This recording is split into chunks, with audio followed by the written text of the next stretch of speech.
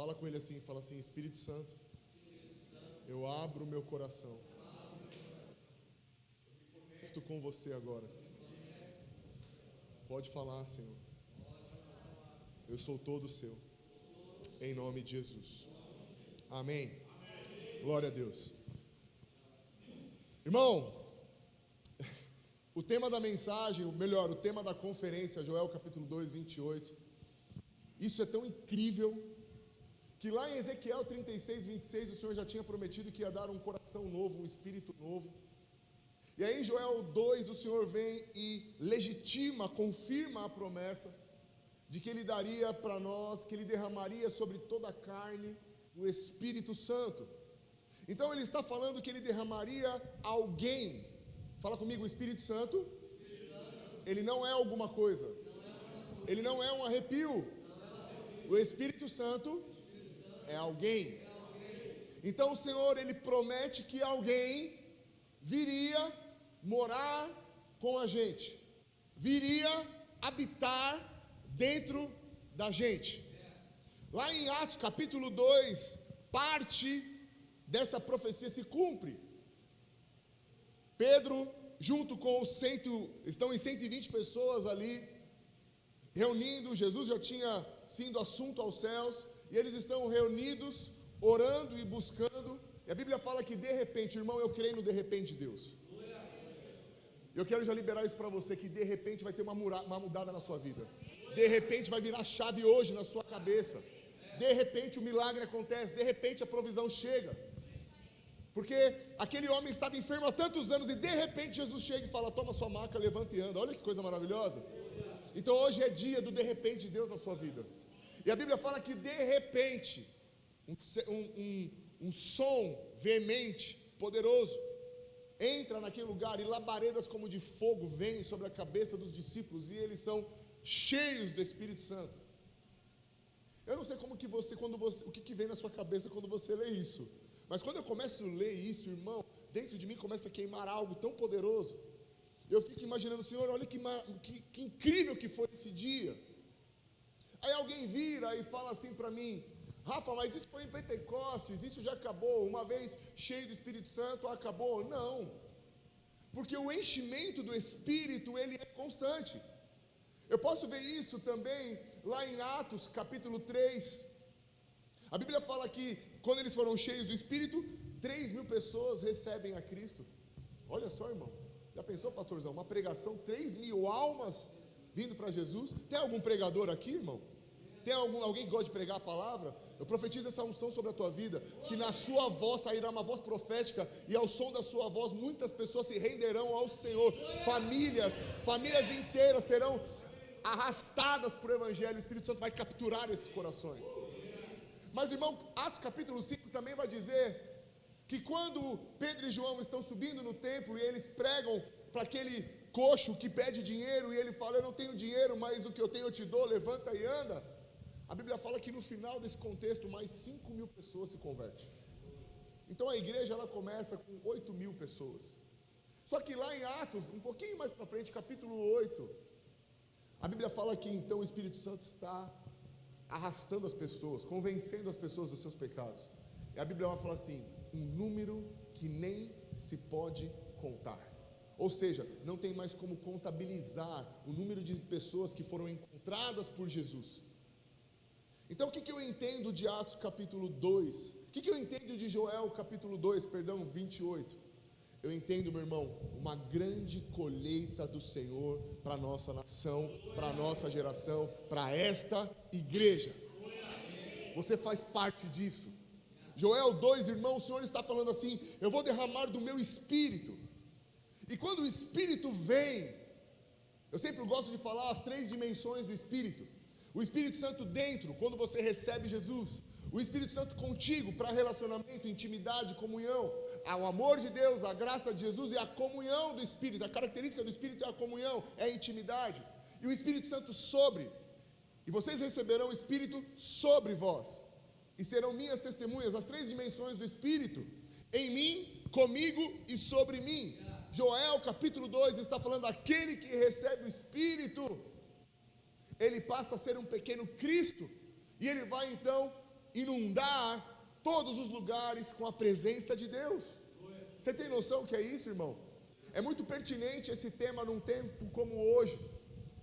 Sabe, essa transição que a MPV está vivendo, vai começar a viver a partir de agora, uma mudança de templo, de prédio, sabe? Irmão, você tem o Espírito Santo.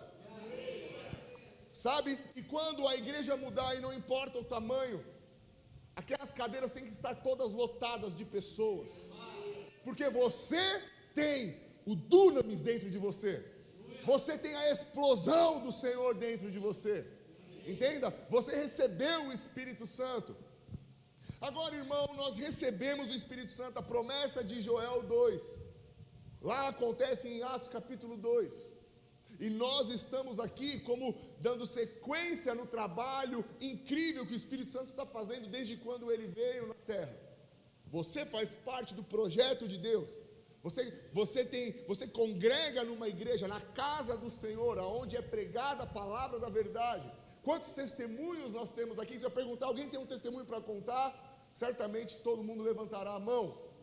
Por quê? Porque nós estamos perto do Senhor, nós estamos ouvindo o Senhor é nosso e nós somos dele, ele tem o nosso coração. Então, irmão, quando eu olho para a nossa nação, para a nossa geração, e dentro da nossa trajetória como pastores, quase que 80%, inclusive até da nossa igreja, são jovens. Eu amo trabalhar com jovens, amo pastor. Aliás, irmão, eu amo ser pastor. Eu amo ser pastor, amo cuidar das pessoas, eu amo encorajar as pessoas, edificar, consolar as pessoas. Estava falando com o pastorzão, a gente estava conversando à tarde, né? As pessoas falam, você é doido, pessoas dão muito problema. Pois é, o Senhor me chamou para isso. Não é? É tão maravilhoso, irmão, não é? Aconselhar as pessoas, dar direção. A pessoa fala, caramba, eu não pensava isso, obrigado. Isso é incrível. E nós, pastoreando os jovens, e irmão, são centenas deles. Ao mesmo tempo que a Bíblia fala que o jovem tem a força, e a Bíblia fala que todo aquele que recebe a Cristo, como eu falei, tem o Espírito Santo. Eu olho para uma geração inconstante, eu olho para uma geração que não persevera na presença. Eu olho para uma geração muitas vezes que está de olho apenas no resultado, mas não na construção. Uma geração que está de olho apenas no final. Mas deixa eu te falar uma coisa, a Bíblia nos ensina 3 processos. A Bíblia vai falar que a porta é estreita, ou seja, é a porta de entrada. A Bíblia vai falar que o alvo é a nossa salvação, é Cristo, é a eternidade. Mas a Bíblia vai falar do caminho, do processo, do meio, que é o caminho. Então, a salvação, meu irmão, ela não é o fim de tudo. A salvação é o início da sua jornada com Cristo. E aí você tem um caminho para seguir, e você tem um alvo para chegar, que é a eternidade com Cristo. Então, enquanto nós estamos aqui, nós estamos no caminho. E é nesse caminho, quando eu olho e eu vejo e percebo a dificuldade que algumas pessoas têm no relacionamento com Deus. A pessoa aceitou a Cristo, a pessoa veio para Jesus, a pessoa está congregando, mas quando a gente aprofunda um pouco mais e eu pergunto, como está o seu relacionamento com Deus? O que Deus falou contigo? O que você tem ouvido de Deus? Qual a palavra que está queimando no seu coração? Muitas vezes é um eco, não tem um retorno. Por quê? Porque existe uma dificuldade num relacionamento intenso com a pessoa do Espírito Santo. Como eu falei, o Espírito Santo, ele não é alguém, ele não é alguma coisa, e as pessoas por muitas vezes não entender que ele é alguém, não se relacionam com ele como alguém. Então a gente acha que o Espírito Santo é um arrepio na hora do culto, a gente acha que o Espírito Santo é o choro que a gente chora no momento de, sei lá, de alegria ou de angústia. Mas quando nós entendemos que o Espírito Santo ele é alguém, então eu olho para ele e eu sei que ele tem sentimentos, ele tem vontades, ele tem emoções. Então eu converso com ele, o relacionamento, existe um diálogo, ele não é um monólogo. A minha oração, ela passa do teto, a minha oração flui. Por quê? Porque eu entendi o caminho da presença. Eu entendi o caminho que me leva ao Senhor. E é justamente esse ponto que eu quero compartilhar com você o caminho da santidade. E quando eu falo santidade, eu estou falando um lugar que nós entramos e que nós vamos avançar até encontrar a presença. Tem alguém comigo? E quando eu penso nisso, eu penso, cara, Deus, mesmo que o homem tenha pecado e rejeitado a presença e a glória de Deus e desobedecido, é muito claro quando nós encontramos na palavra que Deus, ele sempre quis habitar no meio do homem, com o homem. Deus criou o Éden, um jardim, para se relacionar com o homem. A Bíblia fala que na viração do dia, ou seja, todos os dias, à tarde, Deus vinha e conversava com o homem. Deus criou o homem para o relacionamento, irmão. Aí depois, mais para frente, a Bíblia vai nos ensinar que Moisés construiu a tenda do encontro. Deus vinha todos os dias na tenda do encontro com Moisés. Depois, Deus dá a ordem de criar o tabernáculo. Depois tem a ordem de criar o templo. E aí você fala, acabou o templo, e agora? Como que Deus vai habitar no meio do povo?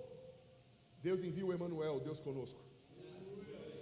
E Jesus veio tabernacular entre nós. Então, Deus, ele sempre foi um Deus presente, um Deus de perto. E aí, eu quero trabalhar com vocês hoje um ponto importante que vai virar uma chave na sua cabeça, em nome de Jesus, para você entender o caminho que nos leva a desfrutar da plenitude. Irmão, o que Deus tem para o homem, para mim e para você, nada mais, nada menos do que plenitude. Fala comigo, plenitude. Plenitude. Então, Deus, ele não... A gente está muito acostumado, desculpa o tipo de palavra que eu vou usar, mas a gente está acostumado às vezes com um meia boca, um mais ou menos. Enquanto a linguagem de Deus é plenitude, a nossa é um mais ou menos. E Deus está falando para nós, filhos, eu tenho para vocês plenitude. Então existe plenitude no relacionamento. Por quê? Olha a prioridade que Jesus traz para nós em Mateus capítulo 5. Ele fala, busque primeiro o reino e a justiça. E as demais, não, todas as demais coisas serão acrescentadas. Jesus está falando, tudo parte pelo relacionamento. O relacionamento é a ponta.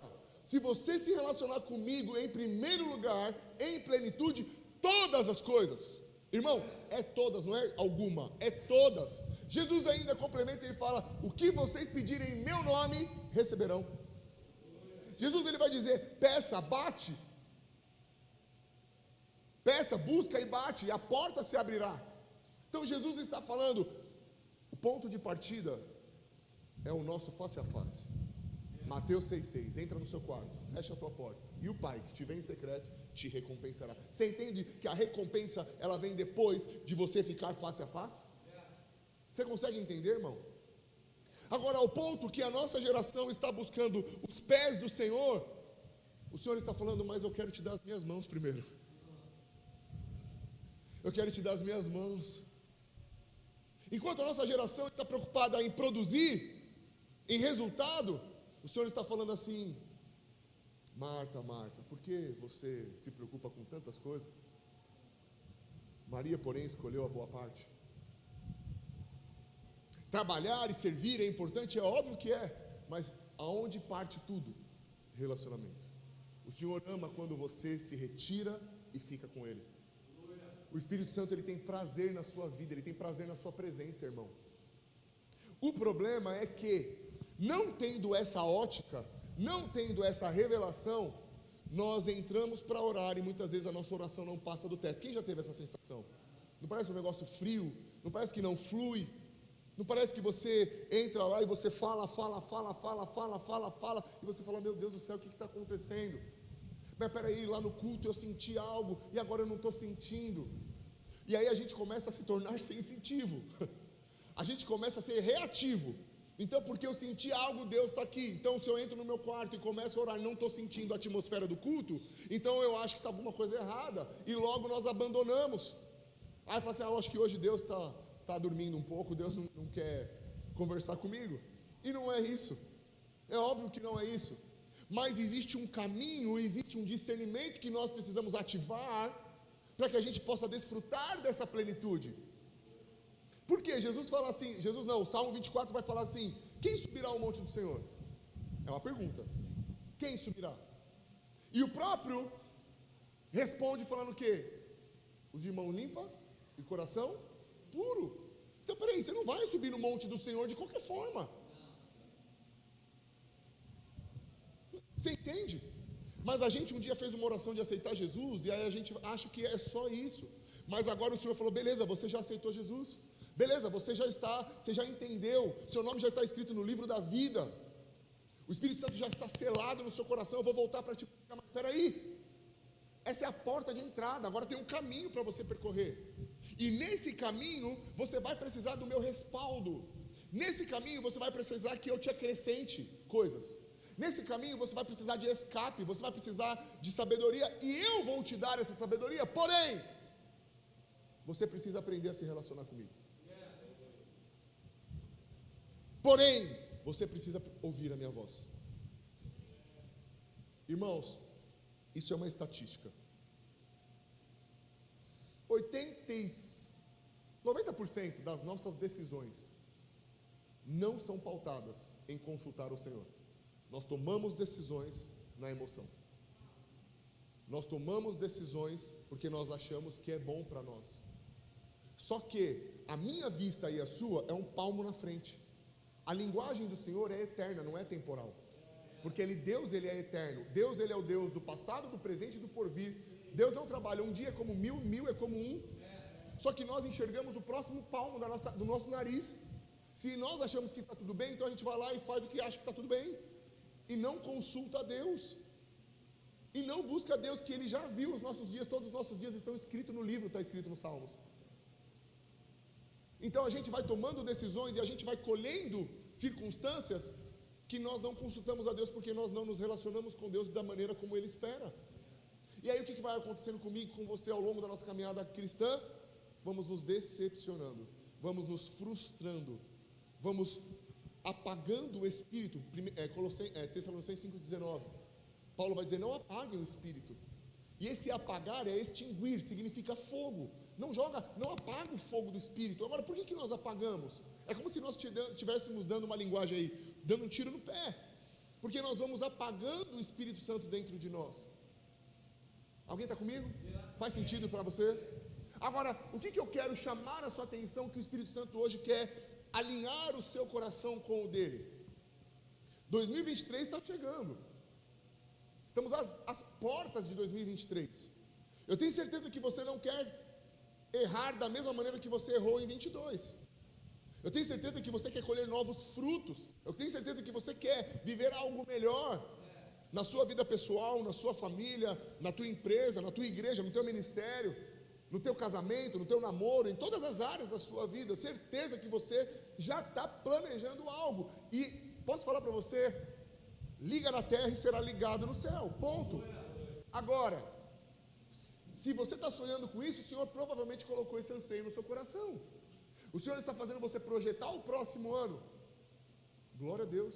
Só que, irmão, se nós não pararmos, presta atenção nisso, se nós não pararmos e entregarmos ao Senhor o nosso coração e caminharmos nesse caminho, nós vamos continuar tomando os mesmos erros. No final, 31 de dezembro de 23, nós vamos contabilizar o nosso ano e nós corremos o risco de falar, caramba, eu planejei isso e não deu certo. Caramba, eu achei que ia ser bom e não foi. Eu achei que eu ia, aumentar 3, 4 empresas e não deu certo. Eu achei que eu ia migrar de emprego, de função, promoção, não deu certo. Eu achei que eu ia casar, não deu certo. Eu achei que eu ia comprar um carro, não deu certo. Por quê? Porque nós estamos repetindo o mesmo ciclo. Passa o ano e o ciclo mantém. Por quê? Porque nós não estamos consultando, nós não estamos buscando o Senhor. E a linguagem de Jesus é, filho, eu vou te dar tudo o que você precisa. Eu tenho, aliás, além do que seu olho viu, além do que dos seus ouvidos podem ouvir, e nem chegou no seu coração, é o que eu tenho preparado para você. Os meus caminhos são maiores que os seus, meus pensamentos são maiores que os seus. Você consegue entender que não tem como a gente colocar em pé de igualdade?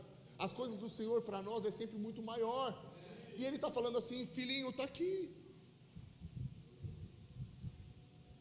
Mas não busque tudo isso em primeiro lugar, busque o meu coração.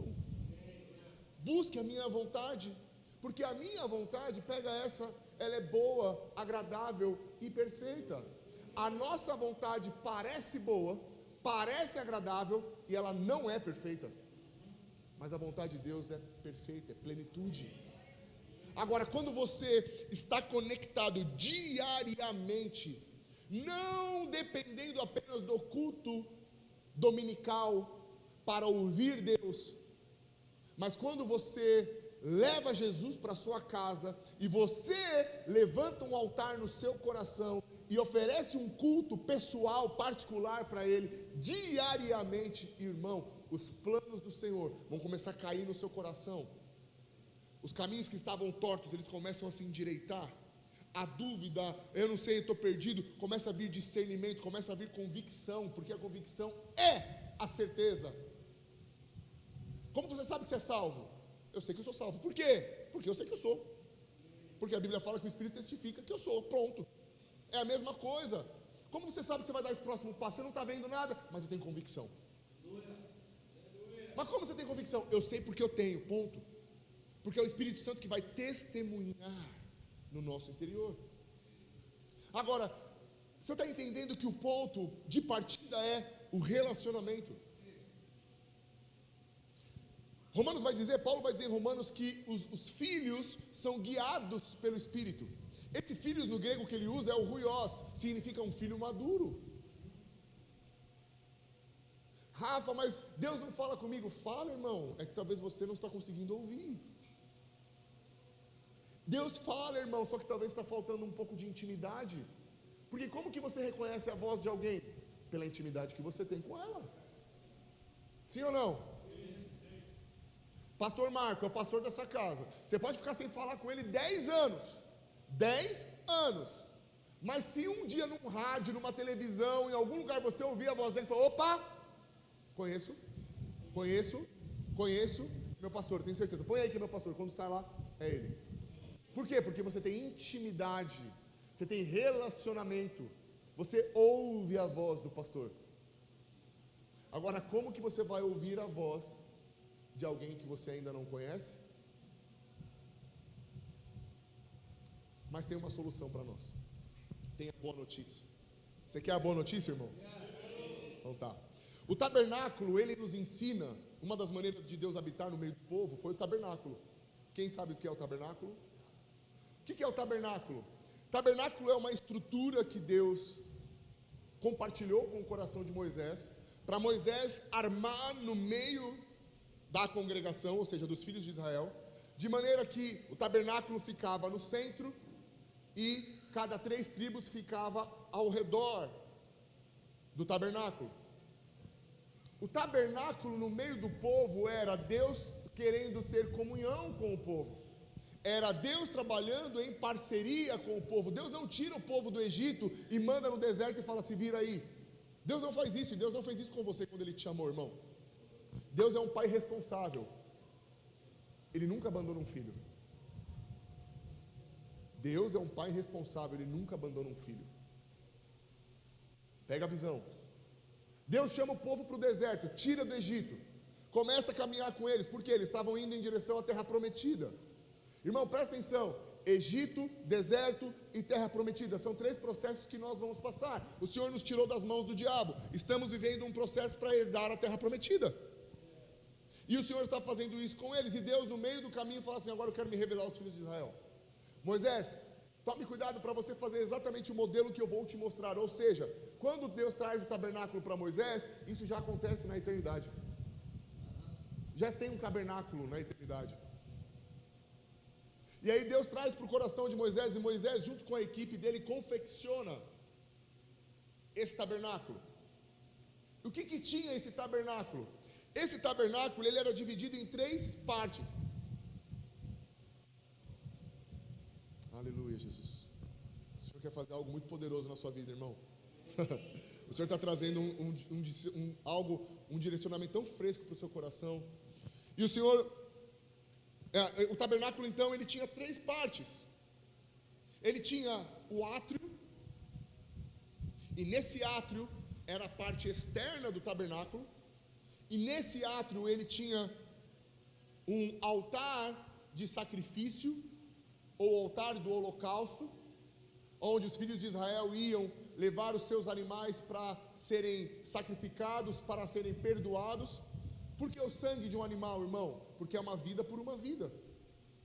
Por isso que Jesus morreu uma vida pela nossa vida. Então aquele sangue inocente de um animal sem defeito derramado, significa, eu estou recebendo o seu pedido de perdão. Isso é a santificação. E aí, um pouco mais à frente, tinha uma pia de bronze, com água, porque o sacerdote, ele fazia o sacrifício, depois ele ia, andavam alguns passos, a mão dele toda cheia de sangue daquele sacrifício que ele tinha feito, e então ele lavava as mãos naquela pia. Esse lugar era o átrio, era a parte externa. Entre o átrio e um outro lugar que chamava lugar santo, tinha uma cortina que separava. Então o sacerdote, ele só podia entrar naquele ambiente depois que ele lavasse as mãos. E aí então ele lavava as mãos e ele adentrava o lugar santo. O que ele encontrava no lugar santo? Agora era um lugar interno, não era externo. Era um lugar interno do tabernáculo. E nesse lugar interno, quando ele entrava, à direita tinha a mesa dos pães da presença. Eram 12 pães que eram trocados todos os sábados. Esses pães representavam as 12 tribos de Israel. À sua esquerda tinha o candelabro. Eram 7 lâmpadas acesas por azeite puro, que era feito manutenção diariamente para manter essas luzes acesas, para iluminar o lugar santo. E ao centro havia o incensário, o altar de incenso, que era um altar de ouro, e esse altar não podia fazer sacrifício. Esse altar era para queimar incenso com ervas aromáticas. Então eles ofereciam essas ervas no incensário, no altar de incenso, e quando subia a fumaça, essa fumaça que estava sendo queimada, estava representando a intercessão, a adoração. É como o sacerdote estivesse levando todo o povo diante do Senhor, para que o Senhor, apresentando esse povo ao Senhor. Esse era o lugar santo.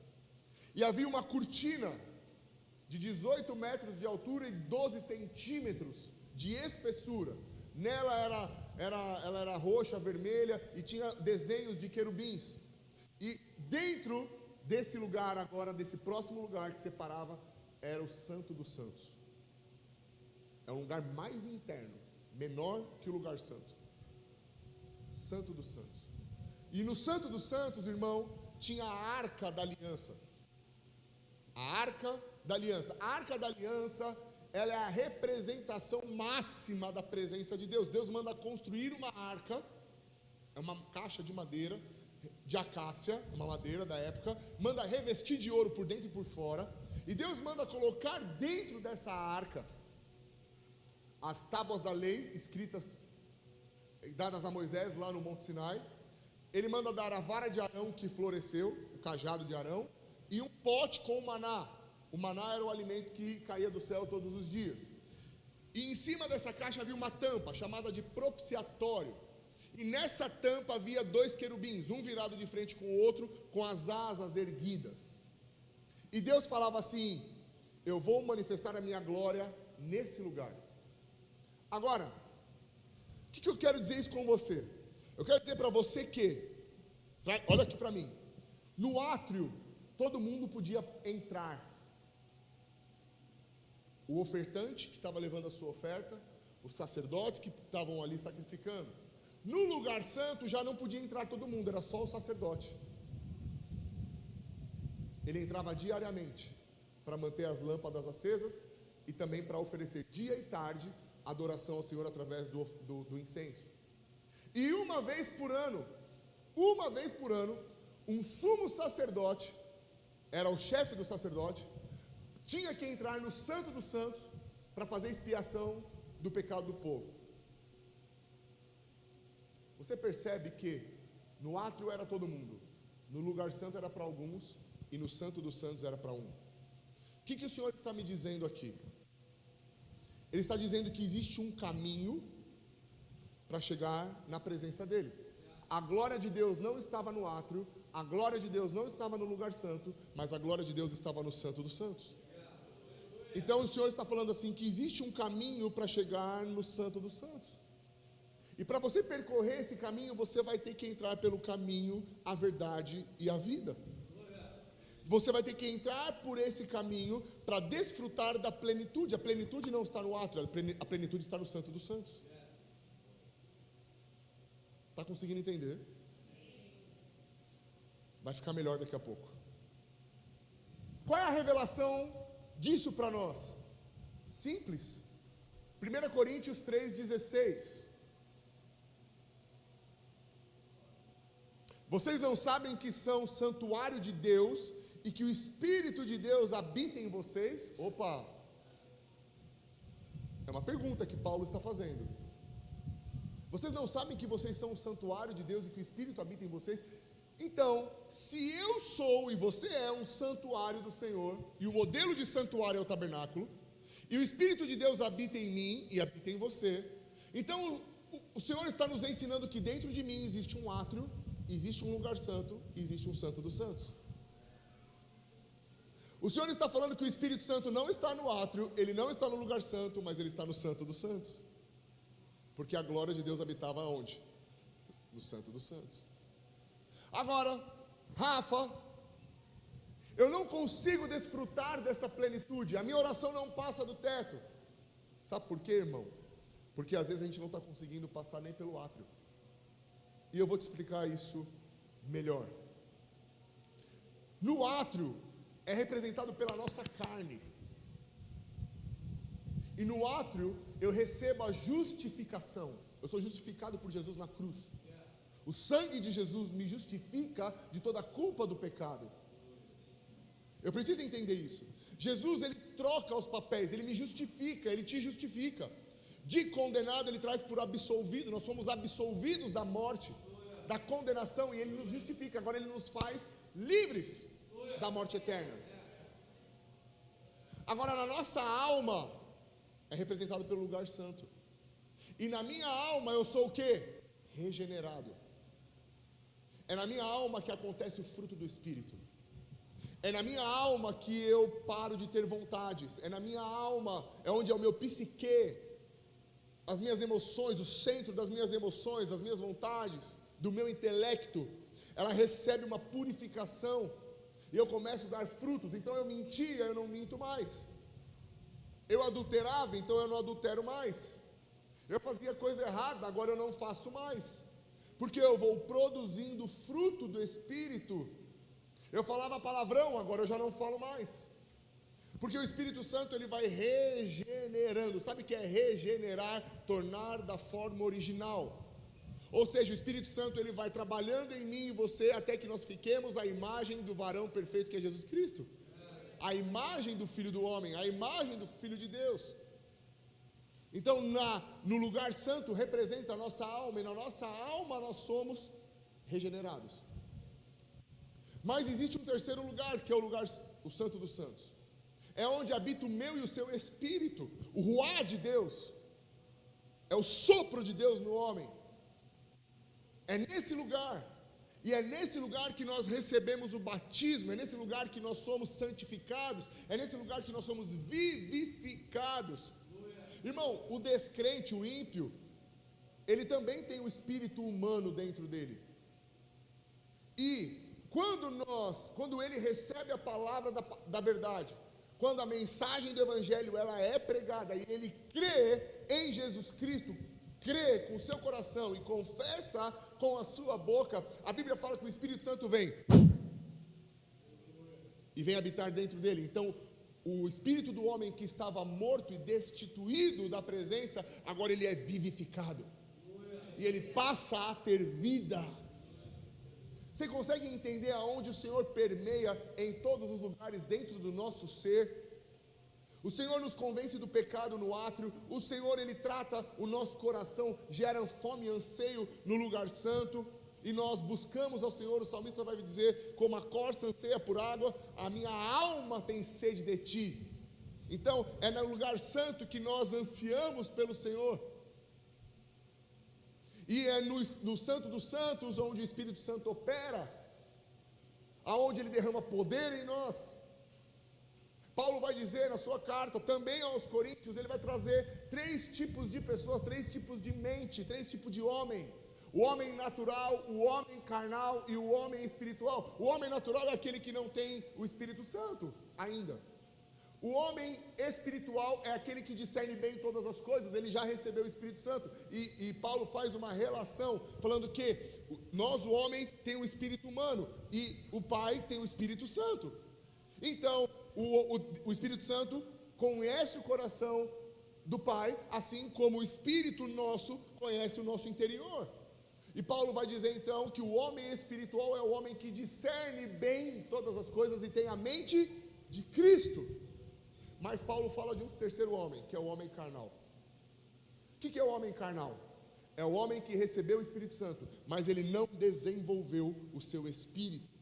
O espírito dele continua apagado, ele teve apenas uma experiência, mas ele não desenvolveu intimidade, ele não desenvolveu relacionamento. Por isso que vez ou outra ele permanece pecando. Por isso que ele continua patinando. Por isso que vez ou outra ele tem vontades de coisas do mundo. Por isso que ele não consegue se acertar, porque ele não desenvolveu o seu espírito. Então o velho homem ainda está governando, está reinando dentro dele, e ele não está conseguindo. Tudo bem, irmão? Até aí? Agora vamos aprofundar um pouquinho mais. O átrio, o que ele representa? Eu falei para você que o átrio é a nossa carne. O que acontece no átrio? Eu estou falando para você que o nosso destino não é o átrio, não é o lugar santo, mas o nosso destino é onde? Santo dos Santos. É lá que está a glória de Deus. É lá, não é aqui. Quando eu entro no átrio, o átrio representa o quê? Representa perdão pelo pecado, representa a nossa natureza pecaminosa, representa o despojar do velho homem e o revestimento do novo homem nascido em Cristo. Então é aqui no átrio, irmão, que eu preciso me humilhar diante do Senhor. É aqui que eu preciso colocar as minhas faculdades diante do Senhor e falar: Senhor, eu preciso do Senhor. Senhor, tem misericórdia de mim, eu tenho pecado, eu tenho falhado, eu não tenho conseguido. Senhor, eu acabei de sair do culto, estou mentindo. Senhor, eu acabei de sair do culto, eu estou com um problema. Senhor, eu não consigo parar de trair minha esposa, eu não consigo parar de trair meu marido. Senhor, eu não consigo, eu preciso da sua graça. Senhor, eu preciso do teu perdão.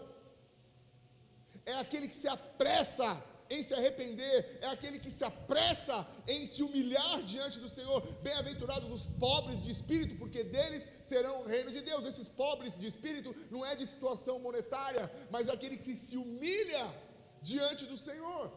Mas nós queremos estar no Santo dos Santos com a soberba, irmão, achando que nós somos inculpáveis, achando que nós não pecamos, que nós, tudo bem. Nós, aquele, não sei aqui em Curitiba, mas lá em São Paulo a gente fala isso, né? Aquele que bate esquece, mas quem apanha nunca esquece.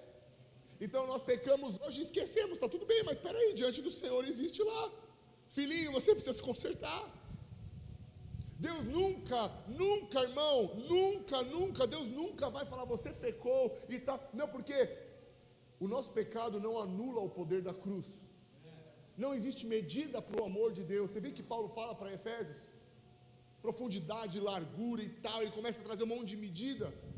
O amor de Deus não cabe em medida nenhuma. O amor de Deus, ele é imensurável. Deus amou o mundo de tal maneira. Sabe que esse tal, nós não podemos pensar o que é um tal maneira. Talvez nenhum de nós aqui entregaria um filho para morrer no lugar de alguém. Mas o Senhor fez isso. Esse é um amor de tal maneira, que deu seu Filho unigênito, para que todo aquele que nele crê, não pereça, mas tenha a vida eterna. Então, irmão, é nesse lugar aqui, no átrio, que eu preciso me humilhar mais. Eu quero chamar a sua atenção, para você, quando se colocar diante do Senhor, não sair pedindo coisas para o Senhor. Examine-se, pois, o homem o seu coração. Senhor, existe algum caminho mau dentro de mim? Sabe que o salmista Davi falou no Salmo 51, quando ele peca, é um salmo de arrependimento. Irmão, quando eu olho aquilo, Davi orando aquilo, eu falo: meu Deus do céu, Olha o desespero de Davi. Não sei se você já prestou atenção, mas Davi, quando peca, ele fica desesperado. Ele fala assim: Senhor, não expulses de mim a tua presença, não retires de mim o teu Espírito Santo. Oi? Irmão, se humilhando diante do Senhor. Senhor, sem você eu não consigo viver. Senhor, se você tirar o Espírito de mim, eu sou um cara morto. Então, irmão, primeiro ponto para nós aprendermos essa noite: você quer acessar o Santo dos Santos? Vamos começar a nos humilhar um pouco mais, pôr a boca no pó, depender mais, menos soberba, menos orgulho, arrependimento. A base de relacionamento com Deus é arrependimento. Assim que você se arrepender, o Senhor em seguida vem com consolo. Ele vem e te abraça com os braços de amor, mas precisa ter arrependimento. Não dá para caminhar, querer experimentar a plenitude lá do chapar o coco na glória, se eu não estou me arrependendo do meu pecado. Por isso que eu vou buscar a Deus às vezes, e minha oração não passa do teto, porque o Senhor está falando: meu lindo, minha linda, você está querendo viver algo poderoso comigo, mas você precisa voltar lá no começo por um minuto. Volta um pouquinho lá, acerta a tua conta aí, vamos deixar tudo no azul. Eu te amo, eu vou te consolar, eu não vou te expor não, eu não vou te humilhar não, mas eu preciso que você confesse o teu pecado, porque Paulo vai nos ensinar que quando a gente confessa o nosso pecado, nós somos perdoados, e quando nós procuramos alguém para confessar o nosso pecado, nós somos curados. Olha o cuidado que Deus tem. Ai, mas a pessoa me machucou, a pessoa me feriu. Jesus fala que você precisa perdoar 70 vezes 7. Ah, eu vou entregar uma oferta. Tá bom, meu lindo, se conserta então com quem você errou, depois você entrega a tua oferta. Você entende que existe um princípio, e quando eu fujo desse princípio, as coisas não andam. Átrio é lugar de morte. A morte do nosso homem, a morte do velho homem que vez ou outra bate na nossa porta falando: oi, tem lugar para mim aí de novo? Oi, posso voltar? Faz um café para eu sentar com você na mesa, querido. Irmão, átrio é lugar de mortificação da nossa carne. Deus tem a plenitude lá, mas eu preciso me sacrificar aqui. Eu preciso me renunciar aqui. Eu preciso entregar para Ele aqui. Mas muito bem, a partir de hoje você vai começar a ter essa cultura na sua vida cristã, na sua jornada, no seu devocional, no seu dia a dia, na sua vida com Deus, e você entendeu que sim, o Senhor vai te consolar. Tem momentos que você vai orar, irmão, que você vai se debruçar na presença. Tem momentos, mas a Paulo vai dizer que a consciência está limpa. Mas tem momentos que o Senhor vai falar assim: filhinho, volta lá primeiro, volta lá. Vamos corrigir isso aqui, rapidão, corrige isso aí. Vai, abre o teu coração, eu estou aqui, ó, você falou, já estou aqui, ó. Senhor, me perdoa. Ele já te abraça. Amém? Muito bem, a partir de hoje você passou desse lugar, você entendeu? Essa maneira de chegar lá é a maneira como o Senhor vai olhar para você. Aí você avançou. Fica aí, filha, não sai daí não. Aí você avançou. Agora você entrou no lugar santo. O que o lugar santo representa? O lugar santo representa a minha alma, a sua alma. E é isso que acontece a regeneração. Olha lá, quando você recebe a Cristo, quando você tem aquela experiência, quem se converte é o teu espírito. A tua alma ainda vai precisar de um processo, sim ou não? Quando você se converteu, aceitou Jesus, no outro dia você parou de fazer o que você fazia? Sim ou não? Sim ou não?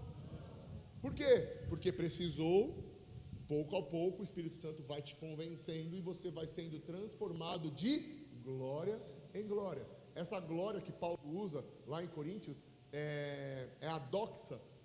Essa doxa significa opinião. Então, conforme o Senhor traz a opinião dele a nosso respeito, nós somos transformados de glória em glória, de opinião em opinião. Ou seja, Deus vai falando e a gente vai transformando. Deus vai falando e a gente vai transformando. E o objetivo? Parecer com Jesus.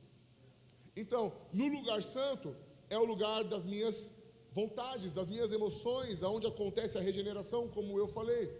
Só que é o lugar, irmão, aonde ficam armazenadas as nossas feridas. É onde ficam os nossos traumas. Os traumas da infância, os abusos que nós sofremos, as rejeições que nós sofremos dos pais, das mães, dos amigos, dos parentes. É na alma que fica o complexo da inferioridade. Na alma que fica o lugar de aceitação.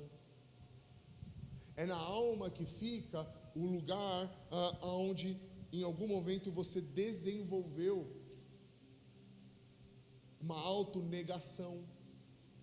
É na alma que fica a sua identidade. É quem você é.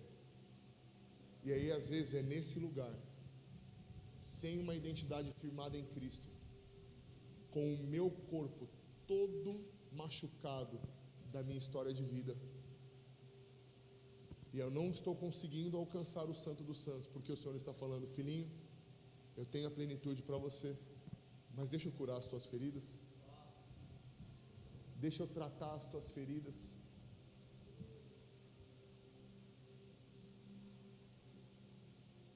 E tem pessoas aqui agora, o Senhor falou isso para mim, que colocou coisas embaixo do tapete, tipo, já está resolvido, eu vou pôr aqui, ó, pronto, está escondido, mas você sabe que está lá, não foi para fora, só está embaixo do tapete. Coisas que você viveu com o seu pai, coisas que você viveu com a sua mãe, talvez algum pastor de alguma igreja que você passou antes de vir para cá, você foi traumatizado por um líder, por palavras que entrou no seu coração e você não conseguiu liberar perdão até hoje. Você não conseguiu liberar perdão para o seu pai, para a sua mãe. E talvez hoje você está cometendo os mesmos erros do seu pai e da sua mãe. Existe uma cultura familiar enraizada do diabo, sabe, tentar te sufocar e te matar. Hoje você não está conseguindo transbordar na vida dos teus filhos.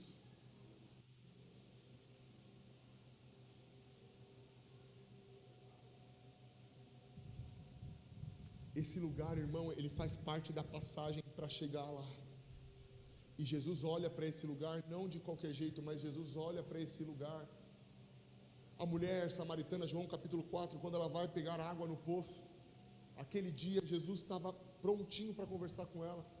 E Jesus começa ali a bater um papo, e ela não entendendo nada. Jesus pede água, aí ela conversa com Jesus, aí Jesus vem, traz uma para ela e fala: se você pedisse água, se você soubesse para quem está pedindo água, eu te daria a água da vida. Essa água que você está bebendo, você vai tornar a ter sede, mas da água que eu te der, nunca mais você vai ter sede. E a mulher está meio perdida, ainda não está entendendo nada. Ela começa a falar do poço de Jacó, e aí ela começa a falar que aqui é o lugar de adoração. Aí Jesus vem e fala: olha, chegará o dia, e de fato já chegou. Olha, irmão, Jesus vai no futuro e volta para o presente. De fato, vai chegar o dia, e de fato já chegou, ele já estava lá. Que os verdadeiros adoradores adorarão em espírito e em verdade. Esse papo que ela está conversando com Jesus, eu fico imaginando aquela mulher conversando com Jesus. Vejo que tu és profeta, tal, legal. Ela: tá bom, Jesus, eu estou indo embora. Ele vira para ela e fala assim: peraí, deixa eu falar uma coisa para você. Você já teve 5 maridos, e o que você está não é seu marido. Aí ela, acredito que ela deve ter voltado para trás assim, ela ficou espantada. Como você sabe disso? Você é profeta? E Jesus começa a conversar com aquela mulher. Irmão, aquela mulher estava cansada de uma água que ela bebia e não satisfazia ela. Uma vida frustrada, machucada, a gente vai tomando dessa água e é uma coisa que não para, ela não sacia. Mas Jesus falou assim: filhinha, deixa eu falar uma coisa para você. Eu tenho uma água para curar o seu interior. Você não precisa viver essa vida de migalha. Você não precisa. Agora você fica imaginando, aquela mulher, ela tinha 5, já teve 5, e aquele que ela estava também não era dela. Você imagina o emocional dessa mulher como que estava, irmão? Uma mulher infeliz no casamento, nunca deu certo, Talvez dentro dela ela queria se casar com alguém que tinha dinheiro, e aí quando ela se casou, o marido maltratou. Olha que vida miserável. Machucada por dentro, ferida por dentro, e Jesus, numa palavra, cura aquela mulher. E aquela mulher, ela se torna uma missionária. Ela vai e ela fala de Jesus para a cidade, e todo mundo volta. Olha, quando ela falou que você era o Messias, legal, mas agora nós estamos vendo que você é o Salvador do mundo. O que eu quero dizer para você é que das suas feridas vão sair poder para curar outras pessoas. O Senhor quer curar o seu interior. O Senhor não quer que você fique com nada embaixo do tapete. Diante do Senhor é uma vida limpa. Pastor, mas você não sabe que eu já passei. Não sei, irmão. Mas não há ferida, pequena ou grande, que o Senhor não possa curar. O que acontece? Obrigado, Espírito Santo.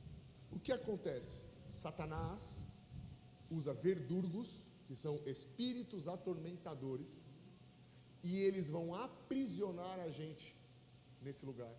Então se forma uma fortaleza na nossa mente e nos convence que nós não somos filhos, que Deus não nos ama, que nós somos sempre os piores, de que para mim nunca dá certo, que o terreno a grama do vizinho é mais verde que a minha. É uma voz constante que te atormenta dia e noite. Deturpa a sua identidade de filho. Porque nós estamos aprisionados. Você já viu uma prisão como que é? Você deve ter visto algum filme que tem prisão. Irmão, vamos colocar isso aqui, ó. Imagina que isso aqui fosse uma prisão. O seu lugar é esse espaço. É pequeno ou não? Quando nós estamos aprisionados na nossa alma, nós temos só esse espaço para viver.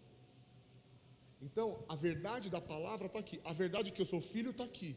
A mentira que eu sou órfão está aqui. Então eu não consigo atravessar porque eu estou preso. Faz sentido? Agora, por que convém que o diabo me mantém preso? Porque eu permaneço escravo. Então, enquanto você não pôr para fora as suas feridas, enquanto você não liberar perdão, enquanto você quiser justiça própria com as suas mãos, fazer mal com quem te fez mal um dia, você vai se manter preso, aprisionado. E o Senhor tem para você a plenitude do Santo dos Santos. E você está falando, aqui está bom, Jesus. Aqui está bom, eu não consigo. Eu já tentei, já namorei com uma, com duas, com três, com quatro. Não sei, eu não quero mais ter família. Eu não quero mais ter filho. Nunca dá certo para mim. Os planos de Deus são maiores e melhores que os seus. Você é um filho e uma filha amada. Existem milhões de promessas do Senhor sobre a sua vida. Irmão, hoje foi o dia que o Senhor escolheu para abrir essas prisões da sua vida, quebrar os grilhões, os ferrolhos de bronze e de ferro e te dar liberdade, para você desfrutar a plenitude do Senhor, para você ser um filho feliz, que regozija, que jubila na presença do Eterno, que andando sobre as águas sem medo, que não se importa com a opinião alheia. Você sabe quem você é. Você não precisa da aprovação do homem, porque você sabe quem você é. Você é um filho amado. Ele te gerou desde o ventre da sua mãe. Ainda que alguém tenha te abandonado e te esquecido, eu, o Senhor, nunca te abandonarei, nunca te deixarei. É a promessa de Deus.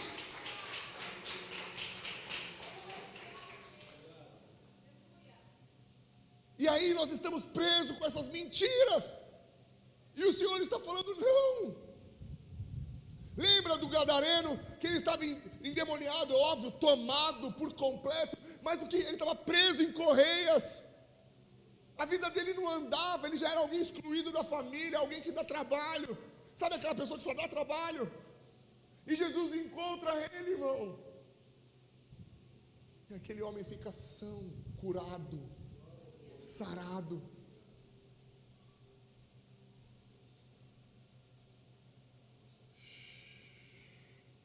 Jesus está indo agora, presta atenção no que eu estou te falando. Feche teus olhos, irmão, por um momento, curva a tua cabeça.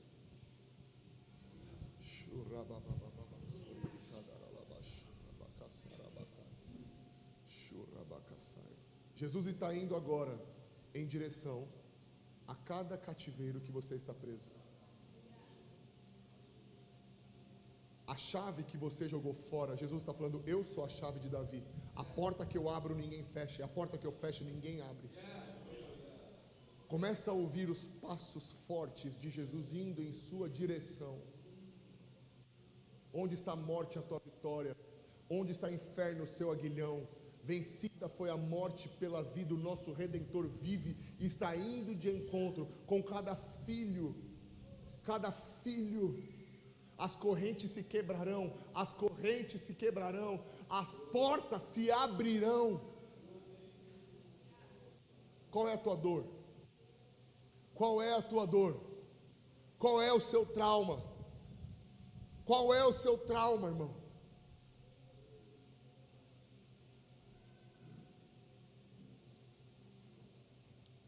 Aleluia. Olha aqui para mim. Fica com isso no coração. Então, antes da gente partir para um lugar de plenitude, eu estou aqui no lugar santo. Fui curado, já me humilhei, já busquei a face do Senhor. Estou curado, estou transformado. Mente está renovada para experimentar a vontade do Senhor, que é boa, perfeita e agradável. Está tudo certo. Agora o próximo passo. Agora eu vou entrar no Santo dos Santos. O Santo dos Santos, irmão, é o lugar onde eu conheço a pessoa do Espírito Santo. É um lugar de intimidade. O Santo dos Santos é onde eu recebo os dons do Espírito. É onde eu recebo a convicção, poder, unção. É nesse lugar aqui que Deus fala. É nesse lugar aqui que Deus se manifesta. É nesse lugar que Deus vai te usar. É nesse lugar aqui que Deus quer te usar. Deixa eu só fazer falar algo para você. Romanos vai dizer que a criação aguarda ardentemente a manifestação dos filhos, que somos nós.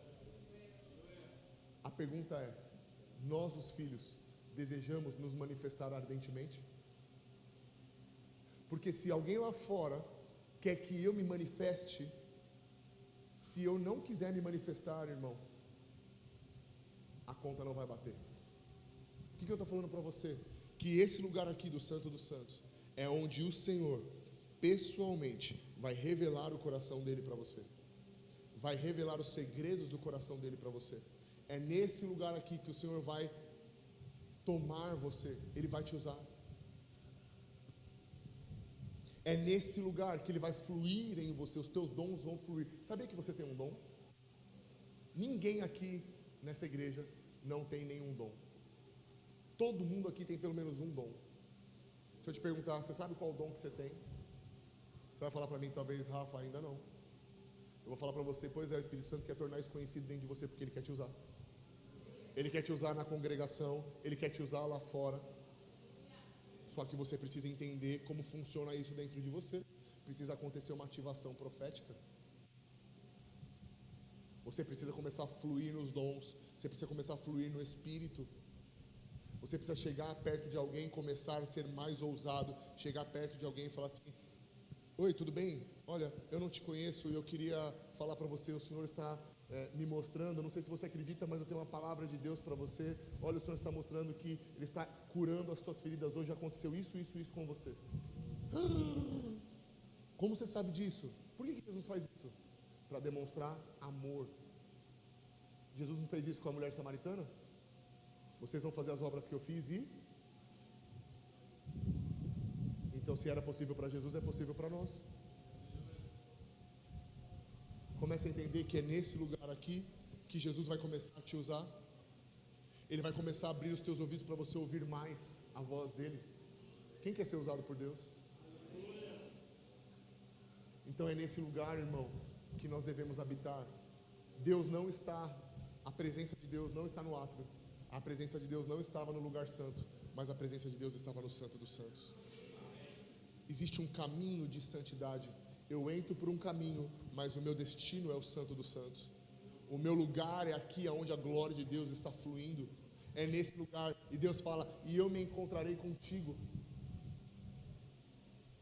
no Santo dos Santos.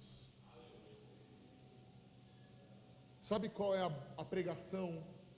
A boa notícia para nós é que, presta atenção, no tabernáculo antigo, lembra que eu falei que existia um véu que separava o lugar santo dos santos? Lembra disso? Muito bem, Jesus, quando morre na cruz, ele grita: tetelestai, está consumado.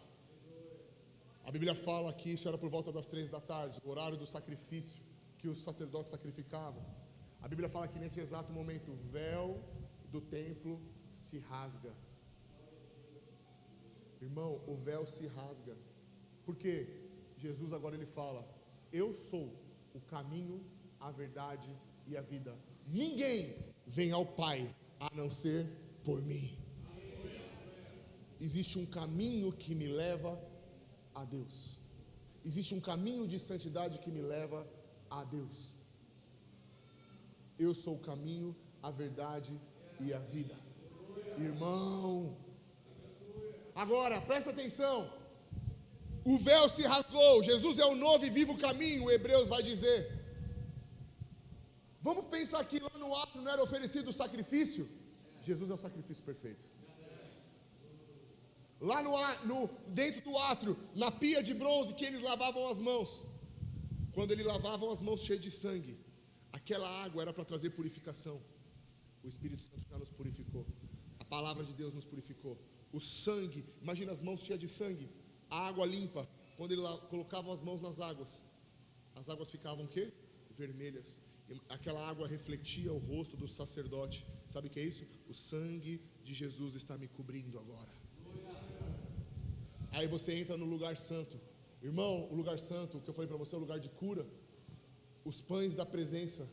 Jesus fala o quê? Eu sou o pão da vida. O candelabro, Jesus fala o quê? Eu sou a luz do mundo. E o incensário, eu sou o advogado, eu sou o intercessor. E aí agora no lugar, no Santo dos Santos, que não tem mais o véu, a arca da presença, representando Jesus Cristo. Irmão, as leis agora estão cravadas na nossa mente, no nosso coração. A palavra de Deus está dentro de nós. Jesus é o nosso alimento necessário diariamente. E a vara de Arão é o nosso sacerdócio, irmão, a unção e a autoridade do Senhor sobre nós. O que eu estou querendo dizer para você é que Jesus é o tabernáculo que está dentro de nós. E agora o novo e vivo caminho está aberto para nós desfrutarmos da plenitude. Amém? Então, se você está aqui hoje, você não tem Cristo ainda, se você está afastado dos caminhos do Senhor, a minha pregação para você, a boa notícia é: Jesus te ama, volta para Ele. Não importa o que você fez, não importa, não precisa ficar se culpando. Pastor, mas eu já tentei na minha força, eu não consegui. Pastor, mas eu já tentei, eu não consigo permanecer de pé. O Senhor está falando assim: ei, eu sou o Deus do recomeço. Ei, eu sou o Deus que vou te colocar de pé. Se andares pelas águas, não te afundarão. Eu vou te socorrer, eu vou te dar graça. Eu só preciso que você volte para mim. Lembra do filho pródigo? Já perdeu a identidade, já gastou tudo que tinha, gastou tudo, já viu que não deu certo. Deixa eu voltar para a casa do meu pai. Então eu quero dizer para você, Jesus abriu o caminho para você, e você pode ter acesso ao Santo dos Santos. Agora, para você que está aqui na prisão,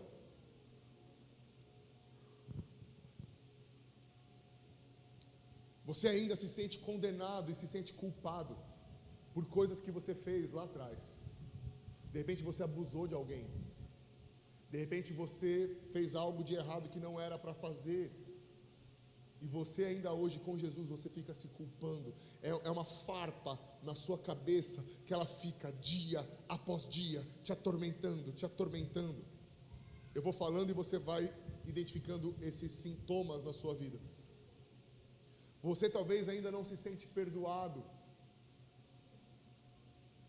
Você talvez ainda tenha uma bronca com Deus, Porque Deus, talvez alguém saiu da sua vida, você perdeu alguém que você ama e você transferiu essa culpa para Deus e você nunca mais conseguiu se relacionar com Deus porque você coloca essa culpa no Senhor. Você levou minha mãe, você levou meu pai, você levou esse, levou aquele. Que Deus é esse? E que Deus que me abandonou? De repente esse discurso está dentro de você.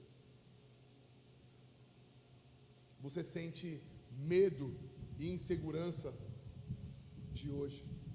É um medo e é uma insegurança, uma ansiedade, crises de ansiedade, sintomas depressivos, medo de qualquer coisa. Trocou a política, ai meu Deus do céu, o que eu vou fazer?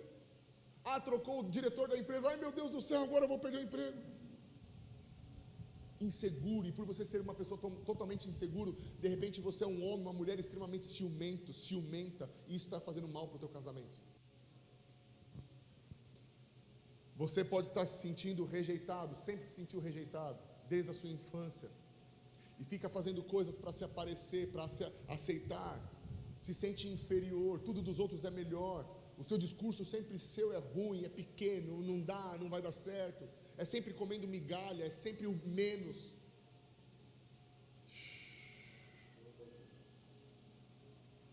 Precisa de aprovação das pessoas o tempo todo, irmão. Você não pode falar assim, não, eu vou fazer assim que está muito bom. Não, você precisa de aprovação, você precisa que alguém te assine embaixo toda hora. E quando alguém, para você estava tudo bem, perfeito, alguém falou para você não, você fala assim, então tá bom, não. Você põe tudo por água abaixo. Seus projetos estavam prontos. Você ficou perguntando para 1, para 2, para 3. Os roubadores de fé levantaram um muro para você não enxergar nada. E você não consegue desenvolver. Talvez você ainda não entendeu a paternidade de Deus e vive na orfandade. Irmão, nós nos comportamos como filhos.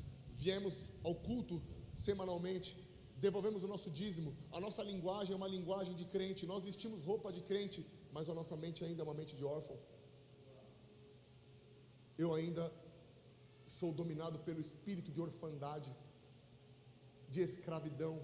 Mas Paulo vai dizer a Romanos que Deus não nos deu espírito de escravidão, Deus não nos deu espírito de orfandade, Ele nos deu espírito de adoção, no qual podemos clamar, Abba, Pai. Você é filho, você não é mais criatura, você é filho, e você não se enxerga, a sua identidade, ela está deturpada, você não sabe quem você tem dupla personalidade. Para o pessoal do trabalho você é alguém, aqui na igreja você é alguém, para a sua família você é alguém. Você tem várias personagens, você não tem alguém, você não é definido por um filho de Deus, mas você tem personagens que você criou por conta da aceitação que você precisa toda hora dos outros. Está preso pelo pecado, eu vou rasgar o verbo aqui, me perdoa, mas talvez preso na pornografia, masturbação, preso em pecados de moralidade sexual, estou falando esses, mas pode ser qualquer outro tipo de pecado, pecado por mentira, transições comerciais que talvez está fazendo errado, está preso nisso, e o Senhor está falando com você faz tempo e você está com medo de abandonar, e talvez hoje você é um colecionador de traumas. Lembra Mefibosete, quando Davi chama ele para sentar à mesa? Mefibosete estava em Lodebar, conhecida como terra do esquecimento, ele era coxo das pernas, só que sabe qual é a história de Mefibosete, irmão? Ele era filho de rei, ele era filho de príncipe, neto de rei. O pai era rei, o vô era rei, o pai era príncipe. Provavelmente a linhagem dele, um dia ele assumiria o trono. Sabe onde ele estava? Vivendo de favor. Quando Davi manda chamar ele, ele chega na frente do rei. A primeira coisa que ele fala assim para Davi: por que você me chamou aqui, se eu não passo de um cão morto? Esse cão morto era a identidade de Mefibosete, mas ele não era filho de rei, mas ele se via como um cão morto, impossibilitado. Quantos traumas sociais, traumas familiares, traumas pessoais. Ele via todo mundo brincando, correndo, a Bíblia fala que ele tinha 5 anos, brincando, correndo para lá e para cá, ele não podia. Para tomar banho precisava de ajuda, para andar precisava de ajuda. Imagina o apelido dele, o Aleijadinho. já tinha bullying. Olha, o aleijadinho chegou. Você sabe qual, naquela época, o que se representa? Essa era uma pessoa excluída, porque ele não tem nada para oferecer para ninguém. Era o aleijado. Davi manda chamar ele, ele fala assim: eu sou um cão morto, por que você me chamou aqui? Pode ser assim que você se enxerga. Os teus traumas deturparam a sua identidade, e você se enxerga como um nada. Feridas e feridas dentro de você. Por quê? O que nós